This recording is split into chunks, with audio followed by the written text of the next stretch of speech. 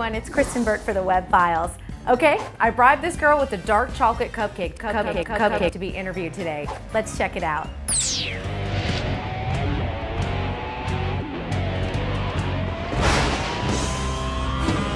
Hey guys, welcome to the Web.Files. We've got Rudy Jahchan and Casey McKinnon from A Comicbook Orange. Hi, I'm Casey McKinnon, and this is A Comicbook Orange. Welcome to a special interactive episode of A Comicbook Orange. And my name shall be Kick-Ass! That is so grim. Well, yippee-ki-yay,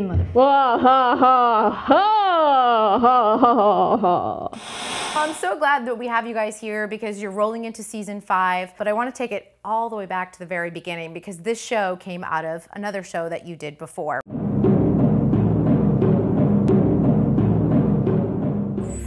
From all of us here at the Spacing Guild, welcome aboard. I'm Casey E. McKinnon, UE. And I'm Rudy Rudolph Jahchan. And together we are Galacticast! Oh, hell no! You didn't write that episode, I wrote it. But what if Rudy was naked in the lightsaber duel? What? So tell us how A Comicbook Orange came out of Galacticast. We started Galacticast in May 2006, and initially Galacticast was meant to be a network of shows. So we had this really crazy idea of like, why don't we start our own network online, 5 days a week, a new show. So out of our apartment, using green screen and using effects that we were training ourselves to do on the way.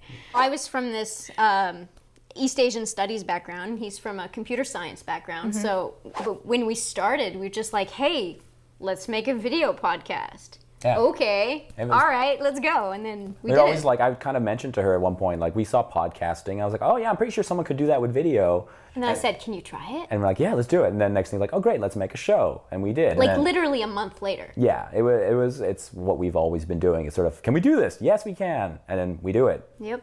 And so we had a news program. And we had a comic book review program, which I actually hosted at first. I was the host, and I was the writer and director and everything. And then we also had our sketch show and so many other shows planned. A lot. And within, I think, what, 2-3 weeks, we just broke down and said... Yeah, but 2 to 3 weeks later, we broke down and we're like, honey, I love you. We have to stop. We can't do this. No, so we ended up just doing a sci-fi sketch comedy show. Galacticast just sort of progressed to that. A year later, one of our fans contacted us, and he worked at Next New Networks. And he said, we're starting a comic book channel, and we'd like to have A Comicbook Orange on the channel. So we reworked the series a little bit, and I became the host. Rudy was writing, and you were happy to step aside. You were okay. Yeah, I mean, I want to make sure that my face is going to be blurred out for this interview. I don't like being in front of the camera. Like we said, you're not here. Exactly. If you put a little animated avatar person here, that'd be awesome. For season 3 and 4 and onward, we've actually got some help. We have Josh Allard, who's our new director. That sort of helps a lot because on set, it's not me and my boyfriend arguing about a shot or anything. Yep. It's this guy, and I can argue with him, no problem, and there's no, emotions involved. And Josh has done like a great job with a lot of stuff. We wish he was here because he's like the third man that brings it all together. Were you a comic book fan yourself? I mean, obviously sci-fi and everything else, but... Yeah, I was a comic book fan, but I was never as big as him. No, I haven't. So I got into comics in the late 90s, and I don't know when he got in. I was basically the Simpsons comic book guy for the show. I'd be like, I can't believe you don't know that an issue, blah, blah, blah. And so I'd give her the crash course on whatever we're talking about. Like, the great thing for me about a comic book has always been that, because there's no cost of just drawing something. They could take you to vast worlds and huge explosions and all kinds of like fights and fantasy. And now we're seeing that the movies can reach that. So now you're seeing all these great stories being carried over into movies. And just by the box office, you can tell that something rings true about those characters, and that's why we love them. I like to tell people that everyone can find the comic that they like. They just have to look at the genre of movie that they like.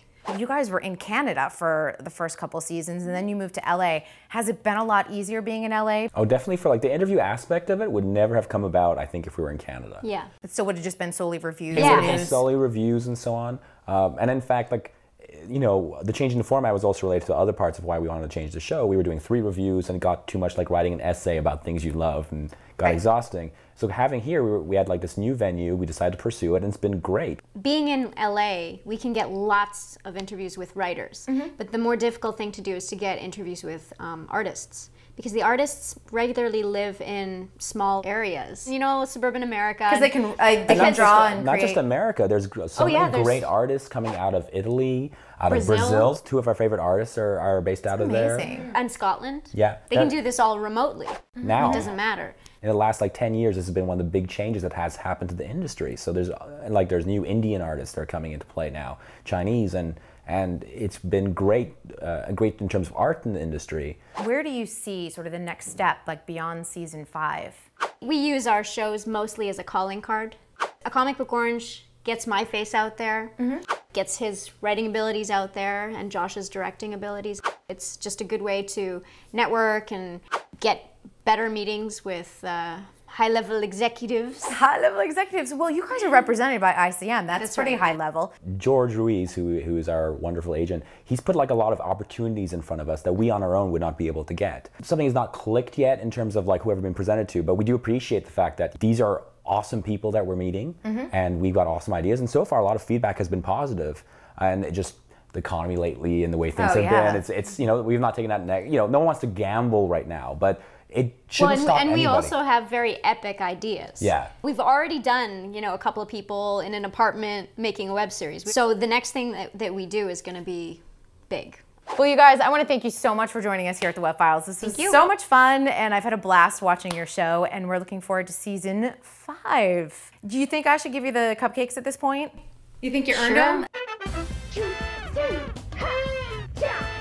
Okay, we want to thank Rudy and Casey for joining us from A Comic Book Orange. I'm going to give this episode of the Web.Files 1, 2, 3, 4, 5 oranges. This episode of the Web.Files is now closed. I'm Kristyn Burtt. We'll see you next time.